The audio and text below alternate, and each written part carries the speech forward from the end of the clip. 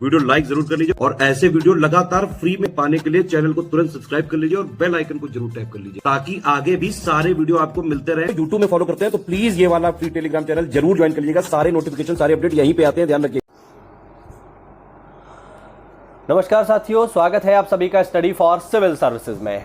ये है हमारी इन्वायरमेंटल साइंस की क्लास और इन्वायरमेंटल साइंस में जो टॉपिक हमारा चल रहा है अभी पर्यावरण में, वो चल रहे हैं पारिस्थितिकी पिरामिड। इससे पहले की क्लास में मैंने आपको जीव द्रव्यमान या जीव भार पिरामिड बताया। उससे पहले की क्लास में हमने जीव संख्या पिरामिड को पढ़ा था। आज हम आगे बढ़ेंगे और आज का जो हमारा टॉपिक है वो पारिस्थितिकी पिरामिड में लास्ट है, जिसको हम बोलते हैं एनर्जी पिरामिड या फिर ऊर्जा पिरामिड या जैव ऊर्जा पिरामिड। काफ़ी इंपॉर्टेंट है और इसको ज़रा हम समझ लेते हैं कि ये जो है क्या हमें बताता है। तो देखो भाई, अब नाम है जैव ऊर्जा पिरामिड, तो हमें क्या बताएगा? ये हमें बताएगा कि किसी भी पारिस्थितिकी तंत्र में ऊर्जा का प्रवाह किस तरीके से होता है, ऊर्जा एक जीव से दूसरे जीव में किस तरीके से प्रवाहित होती है, इससे हमें पता चलेगा। और एक बात हमेशा ध्यान रखना, किसी भी पारिस्थितिकी तंत्र में ये पिरामिड सदैव सीधा ही बन सकता है, ये पिरामिड कभी भी उल्टा नहीं हो सकता। मैं भी आपको बताऊंगा किस तरीके से जो है ये हमेशा सीधा ही बनेगा, उल्टा क्यों नहीं बन सकता, क्या रीज़न है। ठीक है, तो पहला तो जीव ऊर्जा पिरामिड से हमें किसकी जानकारी मिलती है? किसी भी परितंत्र में ऊर्जा का प्रवाह किस तरीके से हो रहा है ये। दूसरा पॉइंट, ये पिरामिड कैसा बनेगा? तो ये पिरामिड सदैव और सदैव सीधा ही बनेगा, उल्टा नहीं बन सकता। तो हमने क्या देखा? हमने देखा चाहे जीव संख्या पिरामिड हो या जीव भार पिरामिड हो, ये दोनों ही सीधे और उल्टे दोनों बन सकते हैं। मैंने एग्जाम्पल के थ्रू आपको बताया। और अगर हम बात करेंगे जीव ऊर्जा पिरामिड की, तो ये पिरामिड कभी भी उल्टा नहीं बनेगा बल्कि सदैव सीधा ही बनेगा। तो अब जरा इसको हम समझ लेते हैं कि ये जो हमने पूरी जानकारी अभी जो इतना ज्ञान फैला है ये लिखा क्या है। देखो, यह पिरामिड प्रत्येक पोषण स्तर पर ऊर्जा की कुल मात्रा को दर्शाता है कि कितनी ऊर्जा जो है एक स्तर से दूसरे स्तर में जा रही है।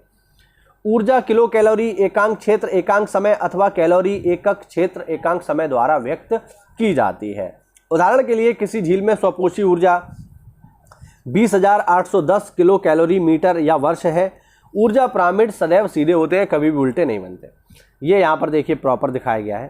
ठीक है, इसको यहाँ से आप समझ सकते हो। अब देखो, ये एक पिरामिड है और पिरामिड को मैं बहुत ही आसानी से आपको समझाने का प्रयास करूँगा। देखो, मैंने आपको पहले भी कई लेक्चर्स में बताया है कि सदैव आधार पर यानी बेस पर कौन रहेंगे? हमेशा उत्पादक ही रहेंगे। ठीक है, हमेशा उत्पादक रहेंगे, ध्यान रखना इस बात को। अब मान लो उत्पादक जैसे कोई हरा पेड़ पौधा है, मान लो कोई पेड़ है या कोई जंगल है। उस जंगल ने फोटोसिंथेसिस करके मान लीजिए 10,000 किलो कैलोरी ऊर्जा सूर्य से प्राप्त करी। ठीक है, उसने जो भोजन बनाया है उसके भोजन में ऊर्जा कितनी है? 10,000 किलो कैलोरी मान लीजिए ऊर्जा है उस पौधे में, उस पेड़ में। वो एग्जाम्पल के लिए आप समझ सकते हैं जिससे आपको बेहतर ढंग से समझ में आए।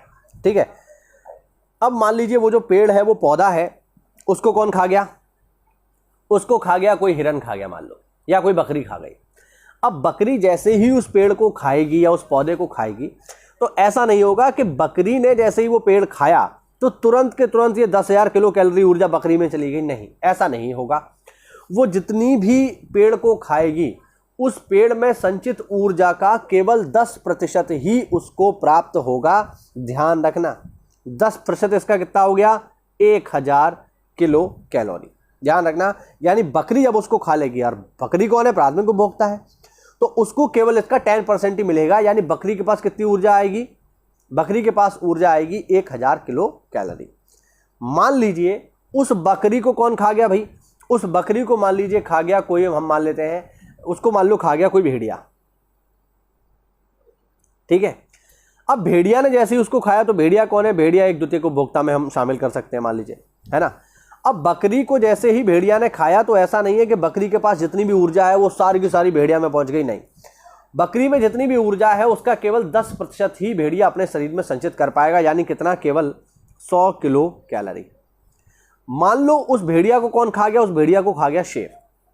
और भेड़िया को जब शेर खा गया, तो ऐसा नहीं है कि भेड़िया के पास जितनी ऊर्जा थी वो शेर में चली जाएगी। नहीं, भेड़िया में मौजूद ऊर्जा का केवल 10% ही शेर को पहुंचेगा। यानी शेर के पास कितना पहुंचेगा? 10 किलो कैलोरी, है ना।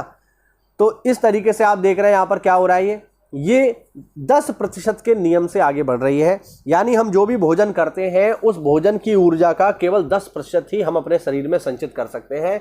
बाकी 90% कहाँ चला जाता है? तो बाकी 90% जो है वो हमारे शरीर की उपापचय क्रियाओं को, यानी शरीर को चलाने के लिए जो ऊर्जाएं होती हैं उनमें खर्च हो जाता है। आप ये सोचिए कि अगर ऐसा नहीं होता तो फिर क्या होता? तो लोग सीधे भैंसा खाते और भैंसा खा करके उनमें भैंसा जैसी ताकत आ जाती। लेकिन आप सोच के देखिए, क्या ऐसा होगा? अगर ऐसा होता तो लोग भैंसा खाकर भैंसा नहीं बन जाते, और भैंसा ही क्यों खाते? फिर तो लोग सीधे शेर खाते और शेर खा के सीधे शेर बन जाते। लेकिन नेचर ने इस चीज़ का ध्यान रखा है कि आप चाहे शेर खा लो या भैंसा खा लो, है ना, ऐसा नहीं होगा कि आप शेर खा करके शेर बन गए या भैंसा खा करके भैंसा बन गए, ऐसा नहीं होगा। ठीक है, हाँ। तो फिर ये जो है आपको ध्यान रखना चाहिए। तो आप इसमें क्या देख रहे हैं? आप इसमें देख रहे हैं कि ऊर्जा जो है वो 10% के नियम के अनुसार ऊपर की ओर चल रही है। ठीक है ना? हाँ।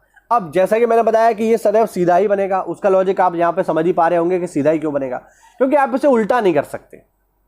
ठीक है, ऐसा नहीं हो सकता कि आपने 10 किलो कैलोरी ऊर्जा ली और खाने के बाद वो 100 किलो कैलोरी में चेंज हो गई, ऐसा नहीं हो सकता। अगर ऐसा होता फिर तो मौज ही आ जाती यार, है ना, फिर तो कोई दिक्कत नहीं रहती खाने की, है ना। एक ही रोटी से पूरा घर ताकत लेता और लेते ही चला जाता, है ना। या मान लीजिए आपने 100 किलो कैलोरी ऊर्जा ली और वो कन्वर्ट हो गई 1000 में, ऐसा भी नहीं होगा। तो कहने का मतलब है ये हमेशा सीधा ही बन सकता है, ये उल्टा नहीं चल सकता, क्योंकि ये प्रैक्टिकली पॉसिबल नहीं है। ऐसा कैसे हो पाएगा, आप खुद ही बताओ, है ना। और ये जो भी मैंने आपको चीज समझाई कि ऊर्जा का केवल कितना % आपके शरीर में रहेगा, केवल 10%। इसी नियम को कहा जाता है लिंडमान का 10% नियम। ध्यान रखना, ये थोड़ा लिखने में मुझसे गलती हो गई है, लिंडमान, ध्यान लिख देता हूं, ध्यान रखना, ये है लिंडमान का 10% ऊर्जा नियम। याद रखना, पेपर में कई बार आ चुका है। अब जो अभी हमने पढ़ा वही सब यहाँ पे लिखा हुआ है, देख लो जरा इसको, है ना। ये देखो, देखिए जो हमने पढ़ा है सब वही है। परितंत्र पोषण संरचना से स्पष्ट हो जाता है कि क्रमवर्ती पोषण स्तर में ऊर्जा का ह्रास होता है। इसके 2 प्रमुख कारण हैं। प्रत्येक पोषण स्तर में उपलब्ध ऊर्जा का एक भाग श्वसन में नष्ट हो जाता है या उपापचय क्रियाओं में प्रयुक्त हो जाता है। मैंने बताया ना, शरीर को चलाने के लिए उपापचय क्रियाएं होती हैं, उनमें खर्च हो जाता है। ऊर्जा का एक भाग प्रत्येक रूपांतरण पर नष्ट हो जाता है, अर्थात जब ऊर्जा निम्न स्तर से उच्च स्तर पर जाती है तो ऊष्मीय ऊर्जा के रूप में नष्ट हो जाती है। निम्नतर पोषण स्तर पर प्राप्त की गई ऊर्जा तथा उच्चतम पोषण स्तर पर स्थानांतरित होने वाली ऊर्जा का अनुपात पारिस्थितिकी दक्षता कहलाता है। ध्यान रखना, पारिस्थितिकी दक्षता क्या है कि नीचे से ऊर्जा जो जा रही है और ऊपर कितनी पहुंच रही है, इसी को बोलते हैं पारिस्थितिकी दक्षता।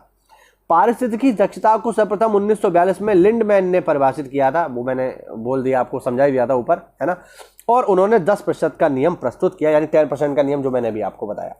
अर्थात यदि स्वपोषी 100 कैलोरी ऊर्जा का उत्पादन करता है तो शाकाहारी जीवों को केवल 10 किलो कैलोरी ऊर्जा ही मिलेगी तथा मांसाहारियों को केवल 1 कैलोरी उपलब्ध होगी। यद्यपि विभिन्न परितंत्रों में थोड़ा अंतर हो सकता है तथा पारिस्थितिकी दक्षताओं का परास 5 से 35% के मध्य हो सकता है। ठीक है ना। पारिस्थितिकी दक्षता या इसको लिंडमैन की दक्षता भी कहा जाता है। मतलब वही सब ज्ञान है जो मैंने आपको ऊपर बताया। आपने ये समझ लिया, डायग्राम समझ लिया, तो आपको कोई दिक्कत नहीं होगी।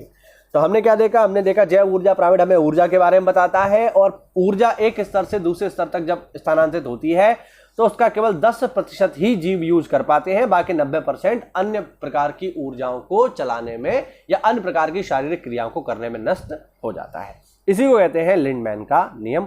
उम्मीद करता हूं आपको वीडियो बहुत अच्छे समझ में आया होगा। तो ऐसा है तो वीडियो को लाइक करिए, और आप हमारे किसी भी पेड ग्रुप प्रोग्राम से अगर जुड़ना चाहते हैं जो कि चल रहे हैं RO के लिए, अपकमिंग वैकेंसी आने वाली है 2023 में, तैयारी बेहतर कर लो। अगर सचिवालय में समीक्षा अधिकारी बनना चाहते हो तो सही है, तो अच्छे से मेहनत कर लो। तो RO की वैकेंसी आने वाली है, BO की वैकेंसी आने वाली है, और वैकेंसी आने वाली है साथियों PCS 2024 के लिए भी। ठीक है, तो अच्छे से हमसे तैयारी अगर आप करना चाहते हैं, हमसे जुड़ना चाहते हैं, तो दिए गए नंबर पे कॉल करके आप हमसे जुड़ सकते हो। पेड ग्रुप स्टार्ट हो चुके हैं। मिलते हैं अगली क्लास में, तब तक के लिए जय हिंद, जय भारत, वंदे मातरम।